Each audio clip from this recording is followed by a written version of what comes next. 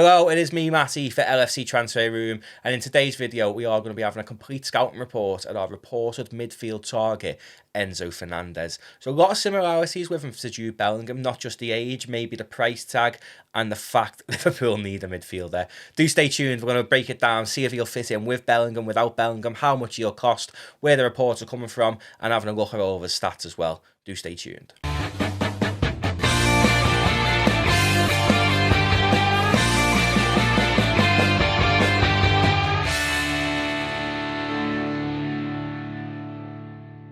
So Enzo Fernandez, you may, like me, have only seen him really this World Cup. I'm not afraid to admit I don't really watch the Portuguese league, so I haven't seen much of Enzo Fernandez, apart from how he's performed in the World Cup this year, really. And he has reached the semi-finals at the time of recording with Argentina. He's had a fantastic World Cup campaign.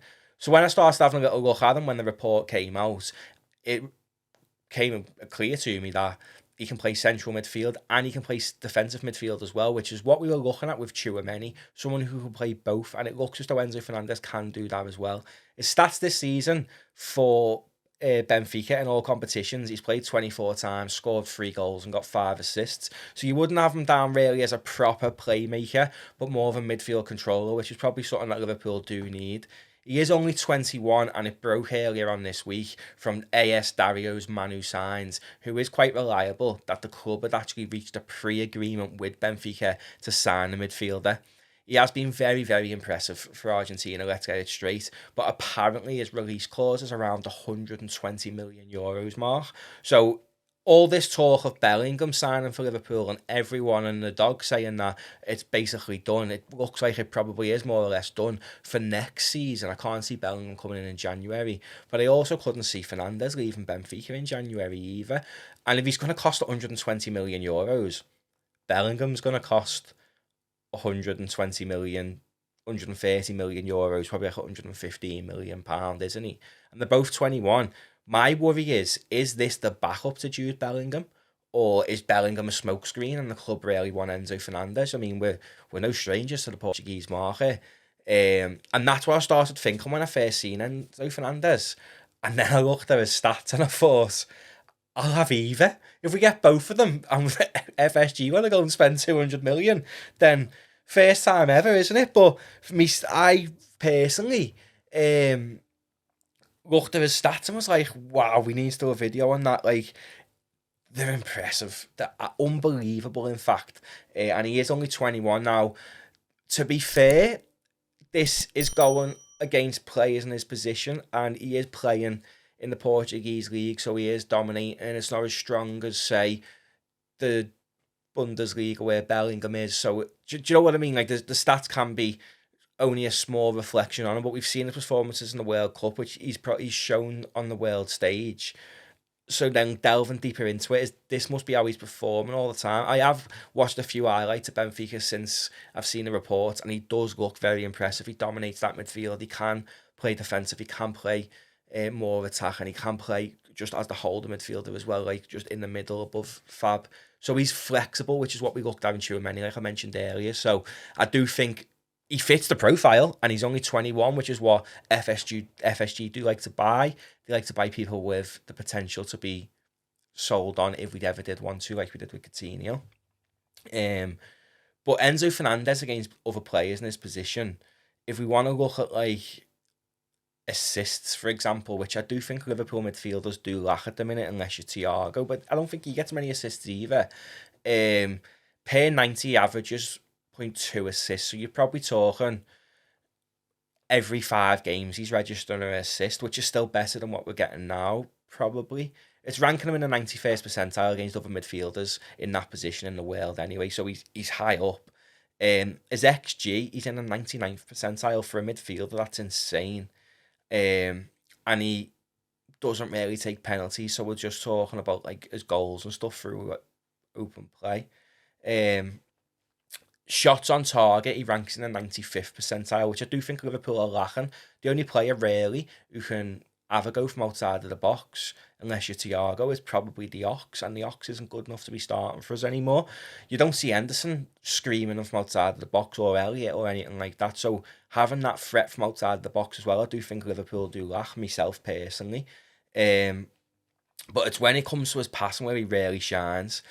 He's in the 99th percentile, Enzo Fernandez, for passes completed, passes attempted, total passing distance, progressive passing distance, passes completed short, passes attempted short, passes completed medium, passes attempted medium, passes completed long, passes attempted long, and also into passes into the final third and progressive passes.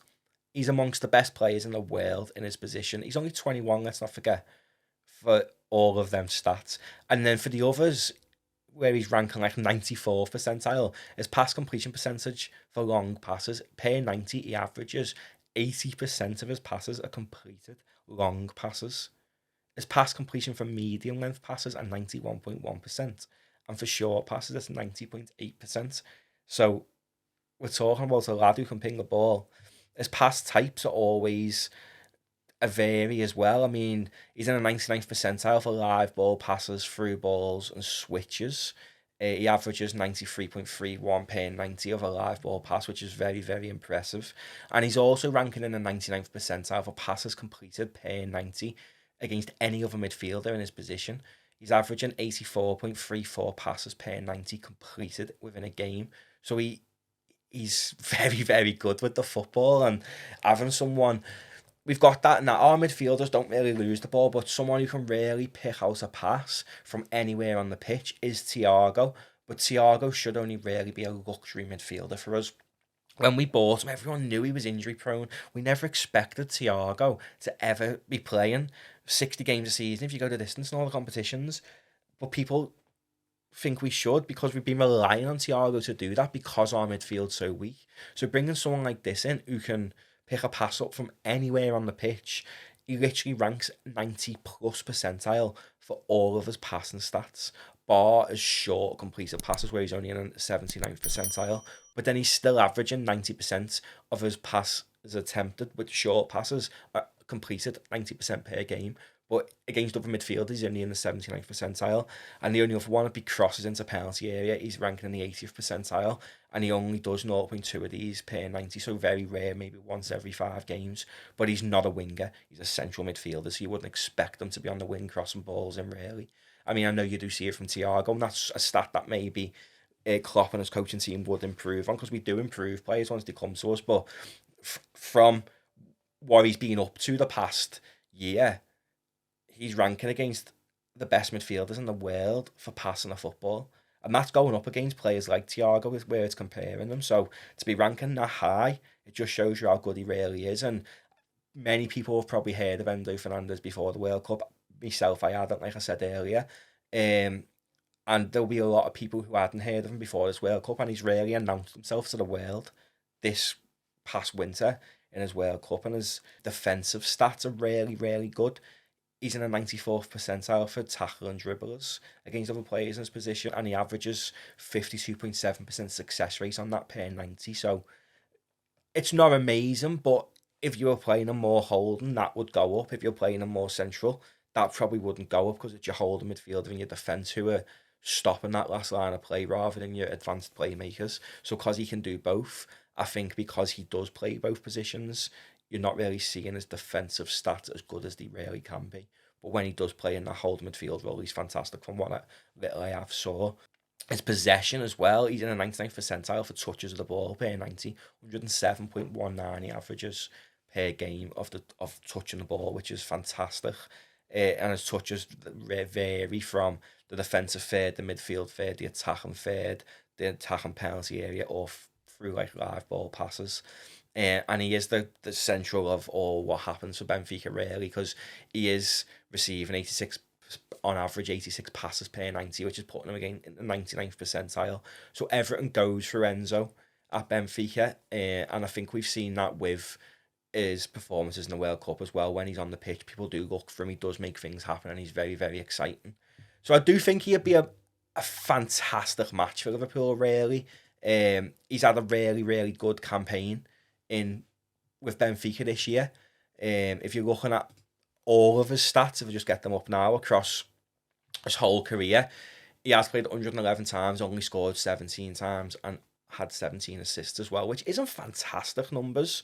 But he did only make the switch to Benfica this year So you probably where this pre-agreements come from is that are we just going to pay his release clause? And if we are, can I see Liverpool paying 120 million euros to release Enzo Fernandez from his contract?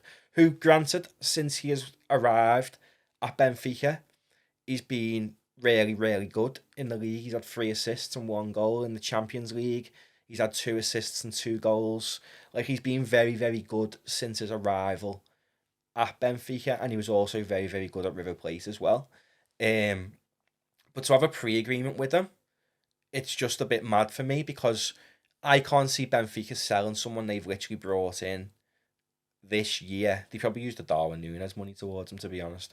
I can't see them selling someone who they brought in this year, myself, for anything less than the release clause that they set. Especially someone who has played before in the left mid and right mid positions, as well as the attacking midfielder, the central midfielder, and the defensive midfielder position. He's very versatile.